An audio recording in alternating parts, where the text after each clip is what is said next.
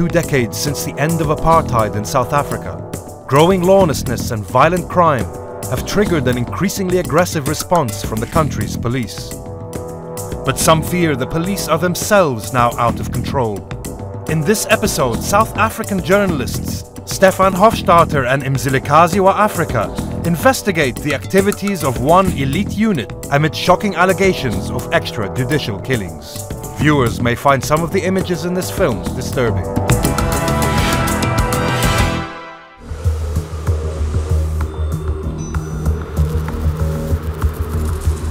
Durban, South Africa. I'm heading for the hills of KwaZulu-Natal to investigate yet another killing of a man by the police. 20 years after the end of apartheid, this is now an everyday story. My newspaper has uncovered evidence of officers using torture, shooting to kill, and allegedly leaving suspects to die. In this film, I want to get to the bottom of why this is happening. So we're traveling towards a small village called Msinga Top, and that's where Philani Malinga was assaulted in his hut by 3 police constables. Oh, this is beautiful. Oh, that's the house. Which one? At the back there.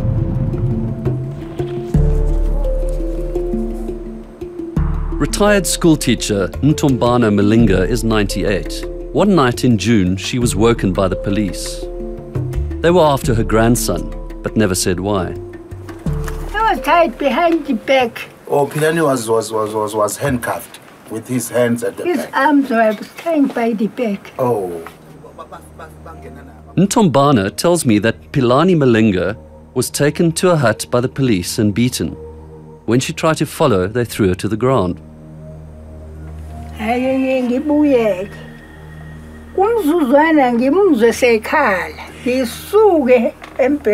After a few seconds, I heard Philani screaming. Then the police left. Philani lay fatally wounded. He said, he was saying, Gogo, I'm dying. Gogo, I'm dying. I wonder even today, what's that wrong did he do to deserve such a cruel death?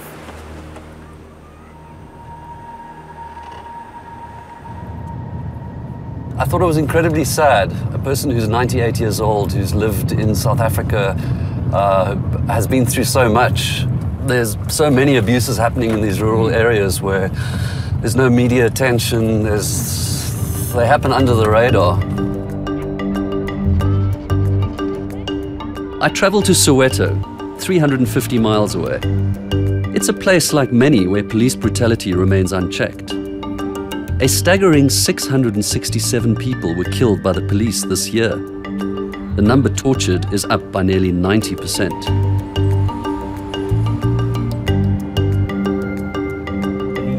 Lawyer Peter Geordie specializes in cases of police brutality. This is a police station. Now, this is Kliptown police station. This is one of the. This is where these 2 women. Where there's been a lot of cases. These 2 women were tortured. In the last month, the matter has gone to court. It's been established as a fact that my 2 clients, who are both youngish women, were tortured here in connection with the theft of a cell phone from a police officer. Over the past 20 years, Peter has fought and won a seemingly endless succession of cases against the police. Down there, in there. They would have been tortured in there. In the cell block down there, down that passageway. One of them in particular was savagely tortured. She was beaten, she was kicked, she was tortured, essentially wrapped in a blanket with her head out the one end, her feet out the other, unable to breathe because somebody's holding her mouth and nose closed. This is done repeatedly. It's a standard technique. It's the smothering technique. Your clients have already won the case. Yes, they've won the case. And there's no dispute that they were tortured. No dispute that they were tortured, as they say, in this police station. I've had cases from here where people were taken from here, tortured at another police station, and then brought back here. I have no doubt that all the police officers know what is happening. Here's Freedom Square, a couple of 100 meters from Kliptown Police Station. This is where Nelson Mandela had a prime role in drawing up the Freedom Charter.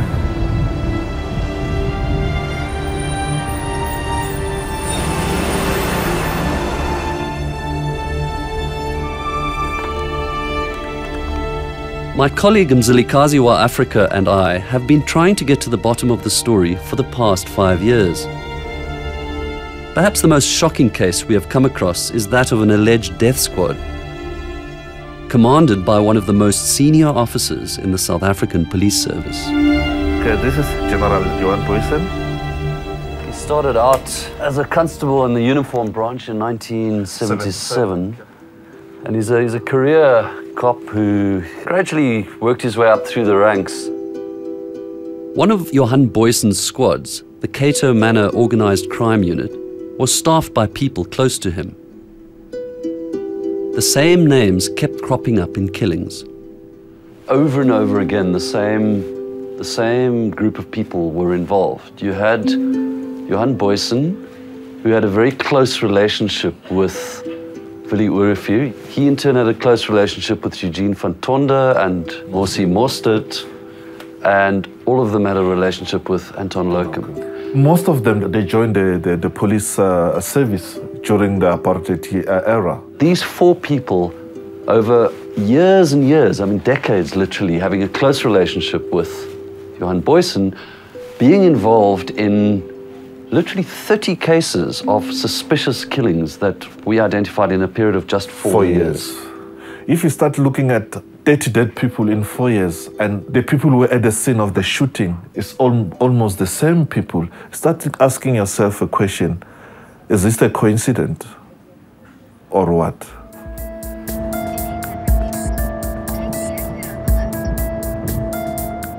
I have been given access to the place where the Cato Manor unit was based. It's in one of the poorest, most violent areas of the city. So we're on our way to the Cato Manor police station, part of the same precinct but a separate building, where the Cato Manor Organised Crime Unit had its base. Mzilikazi and I have been writing about the story for 5 years, but this is the first time that I, or any other journalist, has been inside. So this is the briefing room. The commander would sit here and brief his members about the operations to come. So I can just imagine, you know, it's a serious organized crime unit in South Africa, which has very high levels of crime. So the types of briefings here could have been quite hair-raising. Multiple murders, rapes, and of course that put them under a lot of pressure to get results. Is there someone else who would go on television? It's very difficult. It's very difficult because of... The Organised Crime Unit may have left here 3 years ago, but its members still generate fear. People don't want to be the face of this thing. This is life and death. But when you say life and death, you mean there's a risk of life and death? If I show myself showing One has just told me that having his face shown on television, showing us around, could put his life at risk. And its members were regularly drilled in how to use them.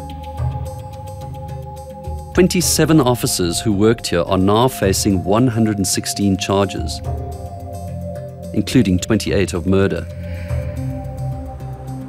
So there's almost a gallows humor about everything here. I mean, here's a cartoon, and the speech bubble says "last round," and next to him is a painting of a prisoner holding up prison bars, suggesting that he'll never make it out alive. This, I understand, is where they tortured suspects. Among the evidence now in the hands of the authorities is a video from 2004 of a suspect being tortured. The blurry mobile phone footage shows a naked suspect being in turn humiliated, beaten and suffocated by Cato Manor detectives. He is clearly terrified.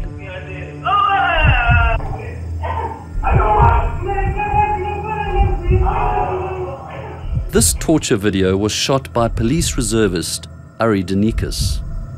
He fled South Africa in fear for his life from his former colleagues in 2008. He witnessed torture from the start. I was invited by one of Boyson's high-ranking officers, and we entered a room where there were two Africans. That was the very first time I viewed the methods of the unit. Those two Africans were naked, stripped naked, tied up, and they were beaten. And they were hitting them on the ribs, and they said, we hit them on the ribs, so we don't hit them on the face, so we don't leave marks. Where I have spotted those guys stealing cars, I arrest the suspect before he's about to run, and there's the police comes afterwards. This CCTV footage shows Ari arresting a suspect. He has turned whistleblower after 10 years of mixing with the alleged death squad. This is Boyson in the house of a man he became very, very close to, Ari Denikus. He said he started becoming very unhappy with the way that the unit was working. And he had several confrontations with Boyson. He showed him a video that he took of his men torturing a suspect, and Boyson didn't act. I remember his exact words. They're killing whites, they're destroying this country. And we had to do something about it. And that's how we're getting confessions. We get the job done. That was always the case, we get the job done.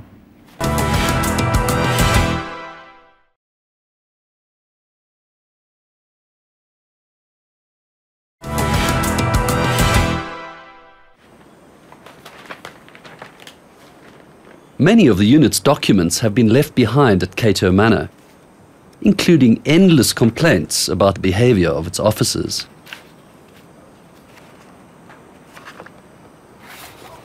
Oh, here's a good one. Human rights in policing. So this is a human rights in policing course that members were obliged to attend, which is rather ironic. This is where the section commander his office was. Yes, this is where the operational decisions would be made. Let's pounce on these suspects now, jump in the cars outside. Large posses, all armed with assault rifles. And sometimes a suspect would be brought back here, if the suspect was alive, and then interrogated here. On a mission in 2009, Cato Manor officers went to intercept a supermarket robbery. They were acting on a tip-off, so knew exactly what was being planned. Yet out of 9 suspects, 5 were killed. The Cato Manor officers told investigators the robbers opened fire on them, but the evidence suggests there may be a different explanation.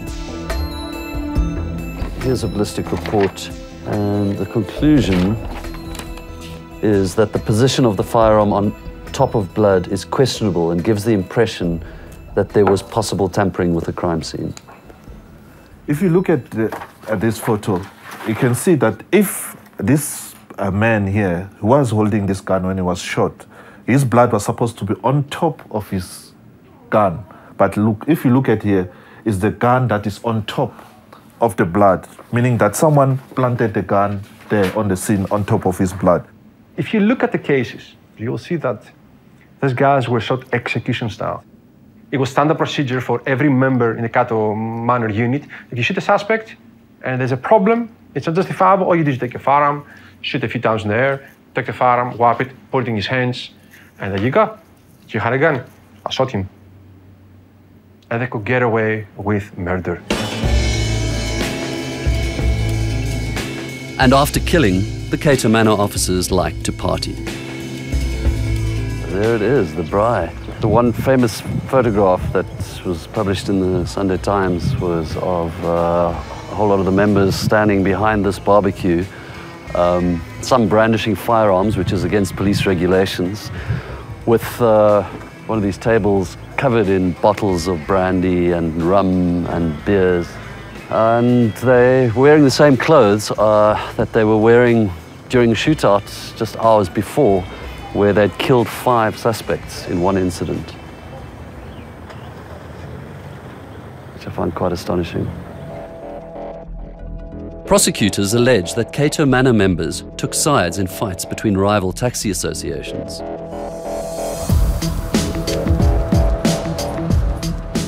In South Africa, taxis carry millions to work every day. It's a lucrative business, and violent turf wars with multiple shootings are common. In 2008, the Cato Manor squad got involved. In just 6 weeks, they shot dead 5 leaders of one taxi association. The chairman, Bongani Mkhize, was convinced that he was next. He went to court to get a restraining order to prevent the police from killing him.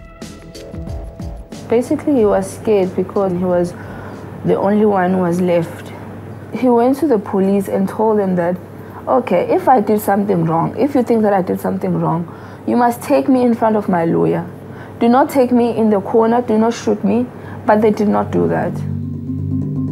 Just a month later, the police did shoot Bongani Mkhize. They said he was firing at them. But there were no fingerprints on the gun by Bongani's body. The bullet cases did not match the gun, and the window he was supposedly firing through was wound up. In this case, we have 3 ballistic reports that show that all the shots were fired from the outside of the vehicle towards the vehicle, and that no shots were fired from the inside. Glass particles are still embedded in the door, rubbers at the top. This is an indication that all the windows were closed during the incident. The Mkhize family have won a civil case against the police. They have secured compensation. But what they really want is a criminal conviction and to see the killers behind bars. From the beginning, from the day Dad died, we were very, very scared for our lives. If they decide to do anything to us, no one will know, because they know us, we don't know them.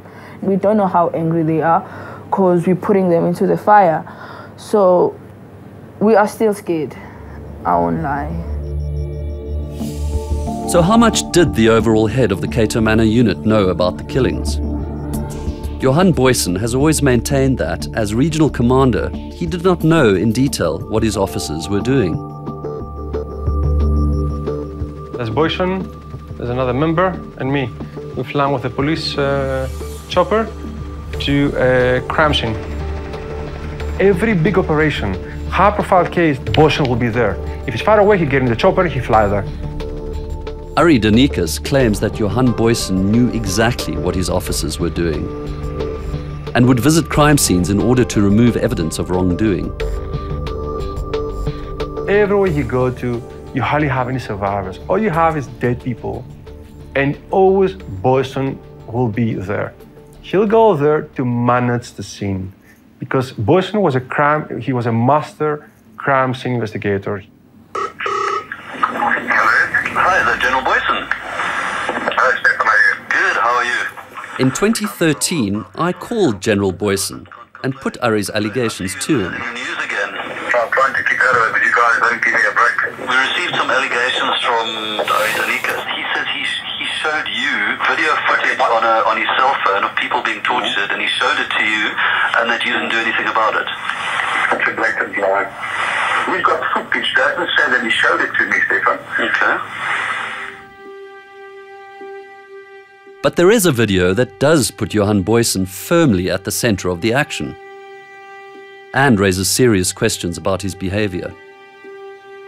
One night, the Cato Manor squad was in a shootout with a gang of suspected robbers. Ari Danikas was with Boysen when he got the call.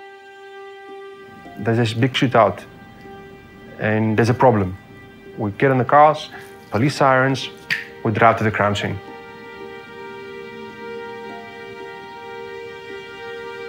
Ari started filming on his mobile phone as officers stood over one badly wounded man. He was moving in a pool of blood, shouting, tried to get up. The people were talking to him in Afrikaans, making fun of him. They're just waiting for him to die. Basically, they were waiting for him to die. Ari claims the men who were shot were lured into a trap with the help of an informer. He says he was told to pick up police casings to disguise what he believes was an execution. They were in the mercy of the team, and they just shot them dead. The unit was a death squad. Johan Boysen denies that the Cato Manor unit was a death squad and claims that an ambulance was called for the man.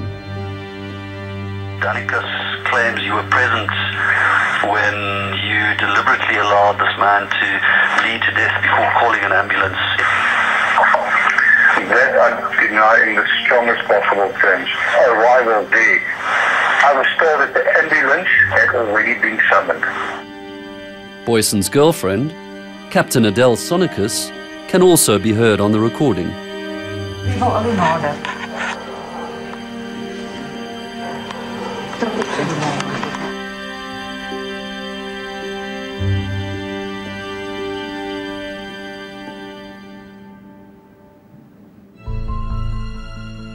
Johan Boysen was charged, but in court succeeded in getting the case against him dropped. The Cato Manor officers will stand trial next year.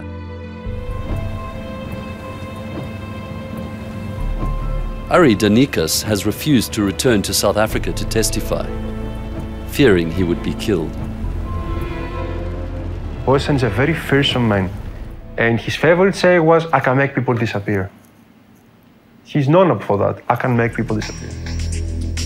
I asked General Boysen for an interview for this film, but he declined.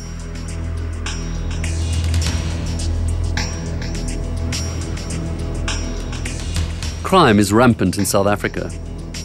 So could it be that torture and execution are routinely used as a shortcut by officers under intense pressure to crack cases? I arranged to meet a contact who is currently serving. He cannot be identified. In the apartheid years, we had brutality in the police. Why do we have police brutality now in South Africa, now in the Rainbow Nation? The problem is, these are endemic problems created by the leadership of the police. The politicians have basically appointed comrades in the police. Why is there so much political interference in the police right now? My personal opinion is that it is to protect senior people and senior policemen who are involved criminally themselves. They are doing it purely for criminal reasons. You think these killings and the torture is officially sanctioned? It's under instruction from their commanders, or even going right high up into the hierarchy? Oh, of course, naturally they do. As long as there is political interference in the police, I don't think you're going to solve these problems overnight. People like me, yes, they are fed up, and they just have to turn a blind eye, so we don't become targets of our own police trying to execute us and take us out.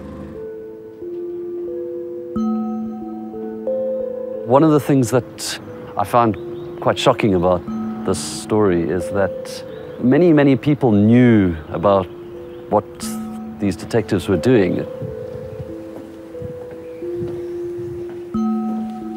Yeah, so this used to be an open space, which was previously the interrogation room. It's now been partitioned up.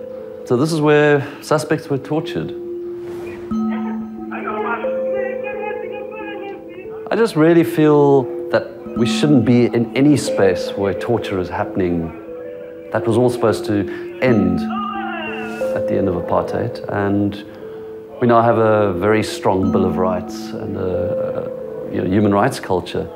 So I feel really disappointed that something like this could still exist. 20 years after the end of apartheid, for many poor black South Africans, police brutality remains a part of day-to-day life. Nelson Mandela's Rainbow Nation is not yet the land he dreamed of.